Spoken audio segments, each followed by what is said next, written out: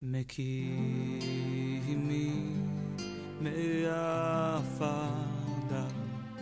a wonderful book by Tim Russert entitled Wisdom of Our Fathers, Lessons and Letters from Sons and Daughters. He read an interesting statement that Tim Russert makes, and that is, the older I get, the smarter my father seems to get. It's a message that is one from time immemorial, that we grow to understand our parents' wisdom only as we get older and begin to understand where they came from and where they have arrived. This week's Parashat is no different in that it offers this great lesson about Yaakov and Yitzchak and their relationship with each other. We don't see the exploration of how fathers and sons really get along and how they learn from each other throughout the text of the Torah.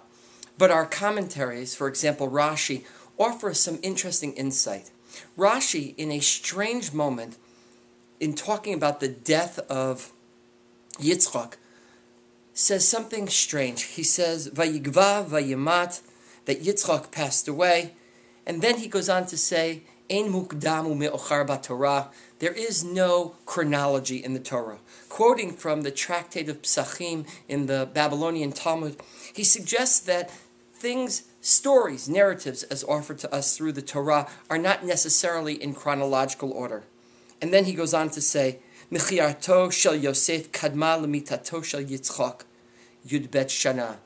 He says that the selling of Joseph precedes the death of Isaac by 12 years. It's a strange commentary. Through the math, he does some exploration of how that could possibly be true. But the message is not lost on us. Rashi is telling us that Yaakov must have turned to his father Yitzchak in that terrible time. In that moment where he thought that he had lost a son, he turns to his father. Isaac was a lost son. Isaac gave his mother a tremendous scare when Sarah heard about his potential demise at the altar. Isaac grew to understand the pain that his mother must have felt.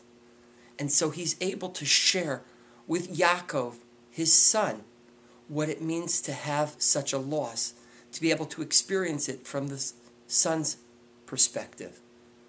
Isaac and Jacob have a chance to have a conversation. They learn from each other, and we can imagine in our midrashic eye that Isaac brings some consolation to Yaakov as he too feels the extraordinary pain of a grandfather losing a grandson. Together they're able to learn to lean on each other, even though we know, because we know the end of the story, that Joseph isn't dead. But we believe that Yaakov thought he was, and he must have been able to turn to his father. I pray that all of us, in the expanse of our lifetimes, find that we truly value our parents for the wisdom they hold. We pray that we continue to draw ourselves close to those people who have the greatest amount to offer us in understanding of life's perspectives, of life's ups and downs. Isaac grew to rely on his mother Sarah. Jacob grew to rely on Isaac. And so I pray we too can grow to rely on our parents as our ancestors relied on theirs. And Shabbat Shalom, and have a wonderful week. ירים אביון להושיבי עם נדי